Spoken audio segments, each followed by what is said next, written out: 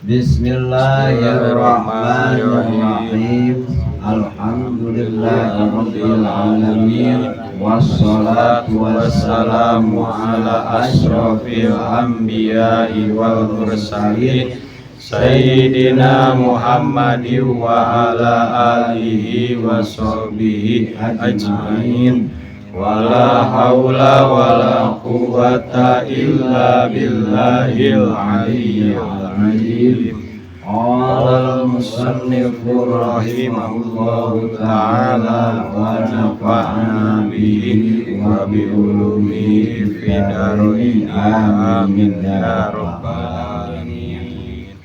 Wal wiladatu lan samalihe manah. Wal wiladatu jeung deui ari anu kalimana anu ngawajibkeun kana adus teh nyaeta kusabab ngajuruk ngalahirkeun ae walau li ahadit tao amaini najan ngalahirkeunana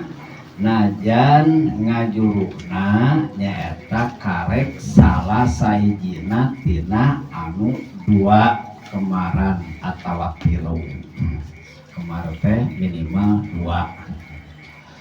tegesna payajibu mangka wajib naon al guslu adus biwiladati ahadihima ku ngalahirkeun salah sahijina tina eta anu dua budak teh. Jadi geus keuna hukum wajib teh ku karek ngajurukeun ngalahirkeun hiji oge. Ku sabab geus keuna kawajiban adus ku karek ngalahirkeun hiji orok wayasihu qabla wiladatil akhari jeung sah adus memeh ngalahirkeun anu sejena orok anu kaduana anu katiluna ngan engke di mana-mana bijil deui summa idza waladatu saterusna di mana-mana ngalahirkeun deui ngajurukeun di si awe ka eta budak wajaba mangka wajib naon al guslu adus aedon deui jadi dua kali adus ku sabab itu ieu teh percis kawas masalah nyaeta wajibna adus wiladah jeung nifas teh. Jadi ku ayana ngalahirkeun eta geus kawajiban adus wiladah. Cuman di mana-mana acan sempat adus wiladah eta kaburu bijil getih nifas. Jadi kahalangan ku getih nifas. Cek kaidah usul fikih idza jatama amani wal muqtadi golabal mani alal muqtadi. Di mana-mana kumpul hiji perkara anu ngudukeun mana di dieu ngajuru ngudukeun kana adus teh. Kaduanya eta aya mani deui mana mani teh anu ngahalangan ngateu meunangkeun ngatesah kana adus naon nifas golaba mangka kuat bisa ngelehkeun anu ngalarang anu ngateu meunangkeun alal muqtadi kanu ngudukeun jadi eleh nu ngudukeun kana adus ku sabab ngajuru ku sabab kahalangan ku naon kudu ngateu meunangkeun kanu ngatesahkeun kana adus mana nifas gitu. Jadi aya namun tama ongkoh aya ngaranna adus wiladah teh tapi kenyataanna bajarang karena umumna normalna ari tina ngalahirkeun kana bijil getih nifas teh umumna mah langsung jadi teu kacelang ku jarak anu lila begitu geus bijil budak bijil we getih nifas atuh dek adus wiladah teh da kaburu aya maneh da teu meunang panteusah adus nyata keur nifas teu meunang adus nyata keur head tawas wudu we wudu teu meunang keur head wudu teu meunang ayeuna keur nifas jadi we engke teh nya adus nifas we ungkul gitu. Nah, ieu kawas kitu. Begitu ayeuna anu ngalahirkeun dua karek hiji geus aya hukum wajib adus mah geus adus. Cuman aya namun tama hiji meureun aya namun tamanya kondisi lah sinu ngajuru nya ieu ayeuna deuk ngahejeunkeun deui nya nyelang heula adus tapi teuing ayeuna mun teh di lapangan mah teuing ayeuna kieu teuing teu nya kemungkinan eta teu kaburu adus heula atarek adus oge da atuh ripuh kondisi da begitu ayeuna mun tah kaburu borosot teh anu kaduana geus adusna teh sakali gitu ngan lamun ayeuna deuk adus kakara bijil orok hiji engke di mana-mana bijil orok anu kaduana adus deui. Berarti kawas ayeuna nu tadi teh masalahna. Nah, ieu dina pada wajib adus awewe anu ngajurukeun ieu teh rek ngajurukeun ngalahirkeun anu normal geus jadi orok anu sampurna. Erek kaguguran mata wa mislul wiladati jeung eta bangsana saumpama ngalahirkeun yaqaul alaqati ari nyaeta ngalahirkeunana getih timpel kaguguran teh wal mudghati jeung daging timpel. Jadi ngalahirkeun getih timpel jeung ngalahirkeun daging timpel tegasna anu acan saat-saatna eta si janin nyaeta berupa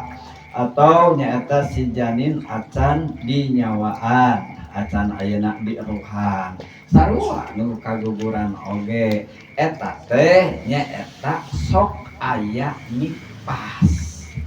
eta sok aya nifas nya kitu deui lamun henteu aya nifas andai kata begitu ayeuna borosot getih eta teh getih timpel teh atawa daging timpel saat maka adus wiladah ngumpul wiladah naon ngalahirkeun getih timpel ngalahirkeun daging timpel alias anu populerna sebutkeun kaguguran teh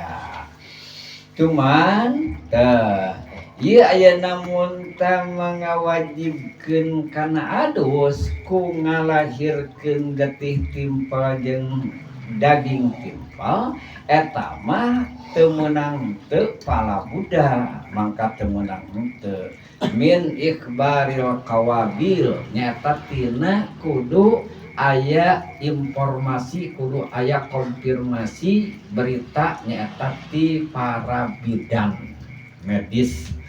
atawa paraji ti ayeuna mun tah paraji kumaha ceuk paraji bi annakullan ieu teh apakah getih timpel apakah daging geus berupa daging timpel aslu adamiyyin jadi ieu teh bahan pijelemaeun gitu pan aya getih teh getih anu can jadi bahan pijelemaeun nah getih we ukur eta mah teh getih naon jadi eta kudu aya pemeriksaan heula gitu atau ayeuna mun tah cek eta paraji cek eta bidan teh memang ieu mah bibit pijelemaeun daging ieu mah tuh mangka cukup henteu kudu sababaraha hiji bidan teu kudu sababaraha hiji paraji anu ngabritakeunana teh teu cukup nyaeta menurut salah satu paraji menurut salah satu bidan ahli kandungan teh nah geus diputuskeun bahwa eta teh yakin pijelemaeun nu getih eta teh yakin eta teh nyaeta pijelemaeun anu ayeuna mun tah daging eta teh teh ieu nu apalna ieu teh ayeuna mun tah paraji anu paraji ge paraji anu buhun baheula anu wacis teuing aya paraji ayeuna ya aya-ayeuna mah kusabab aya alat teh aya we ayeuna mun teh babari deteksina teh nya nyata ku alat teh nya ayeuna mun teh menurut bidan menurut dokter kandungan teu wayajibu mangka wajib naon al guslu adus bil waladil jafi ku ngalahirkeun budak anu tuh andai kata aya awewe anu ngalahirkeun bersih ieu mah basuh jibruk ku getih bersih we ya sapertos junjunan Kangjeng Rasulullah Sallallahu alaihi wasallam. ya panadipan junjunan telahirna teh nadipan teh kokotor maktu asurati geus nadip teu aya basa-basa teu aya namun tamah guyang getih bobolokot getih nah tetep berkaitan jeung adus mah eta ngalahirkeun najan orokna bersih wajib adus najan eta ngalahirkeun nu tuus orokna nu bersih orokna eta teu matak ngabatalkeun kana wudu teu matak ngabatalkeun kana wudu nah waya juju malah ayeuna meunang li jawjiha kasalakina eta awewe anu ngajuruna tuus bersih budakna kuat uha ngawatina eta si awewe qoblal gusti memeh adus si awewena ya geus seubeuh ditungguan geus teu kuat-kuat teuing ngan heueuhnya karunya we atuh aya naon kitu mah ieu mah ya antek-antekan teuing gitu ngengengan teuing lapar-lapar teuing mah heueuh keun aya naon teu eta wayahna mah awe mah jadi ya awe mah kumaha nya jadi kudu siap diserang gitu kapan saja di mana saja awe teh eta jadi beban awe teh lalaki mah sing diserang teu nafsu mah teu nafsu wae anu teh lalaki mah kae tapi awewe mah jadi ayeuna mun teh kapan saja di mana-mana rek diserang kudu jadi salakina kudu siap tempur gitu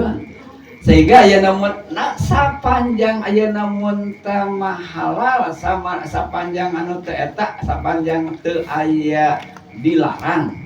seperti ayeuna teu nipas teu ayeuna mun teh mah teu keur RTA gitu terus ayeuna mun teh mah ari jalalanggar cara rape mah lain alasan lain alasan cara rape atau tararunuh lain atau ayeuna panas tiris mah saur Habib itu mah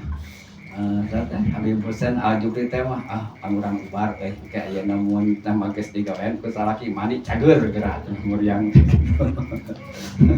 Jar Habib Husain Al-Jufri ulah pake alasan awe ayeuna keur muriang anuran ayeuna ke digawean kudu jadi salaki tuluy mani insyaallah cager muriangna nah jadi ayeuna mun tah hukum seperti kitu jadi atuh ayeuna mun tah tadi mah meureunna ngaluarkeun awe teh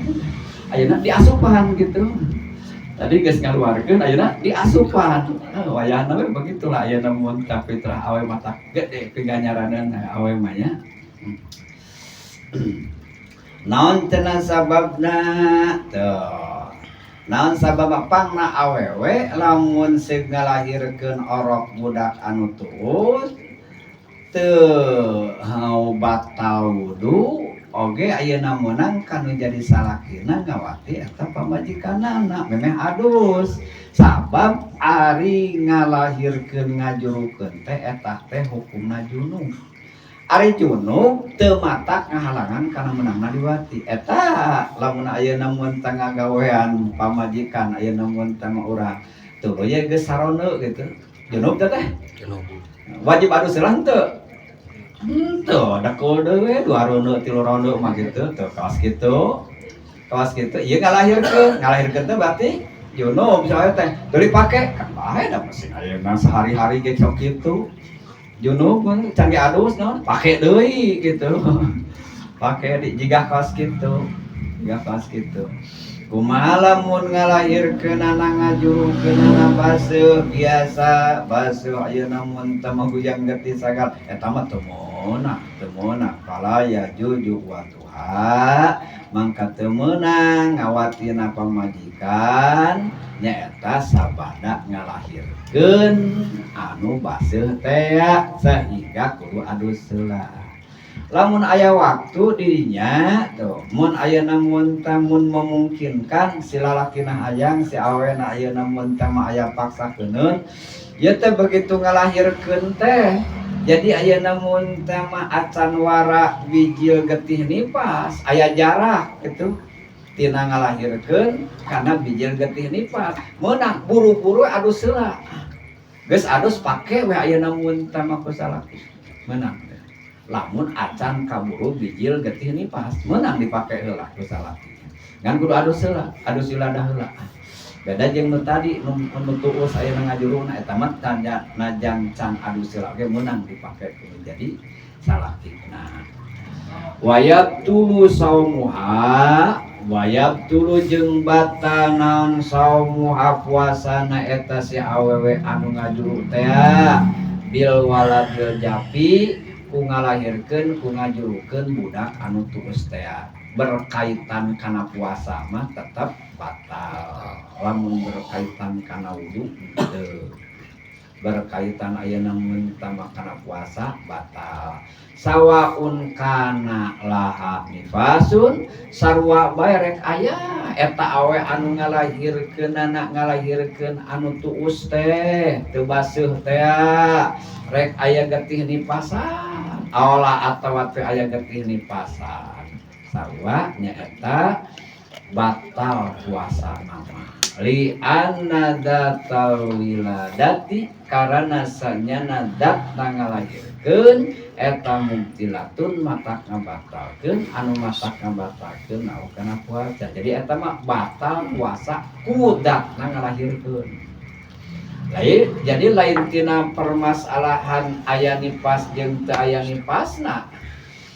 teu aya permasalahan ayeuna berkaitan jeung bijil nipas teu aya bijil nipasna eta mah jadi ku langsung ku datiahna ngalahirkeun geus matak ngabatalkeun kana puasa wa in lam yujad jeung sanajan teu bukti jeung sanajan teu mangihan teu kapanggih maha babarengan jeung eta ngalahirkeun teh nipasun eueuh getih nipas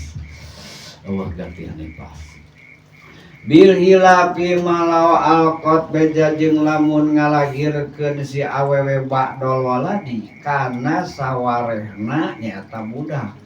fa innahu mangkasanya naku ngalahirkeun sebahagian ayana budak yang takidul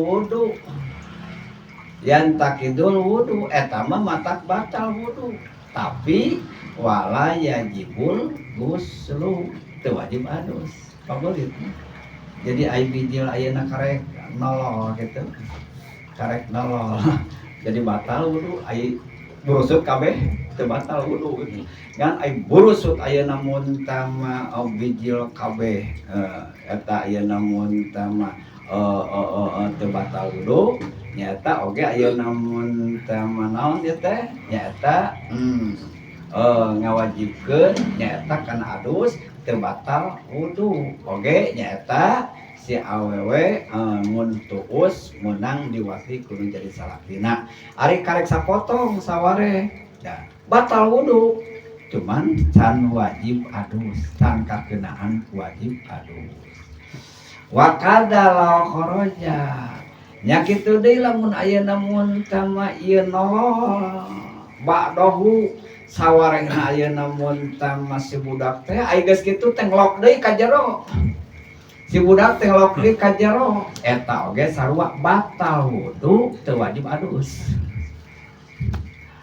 apakah nongtot apakah ngelok deui ka jero batal wudu teu wajib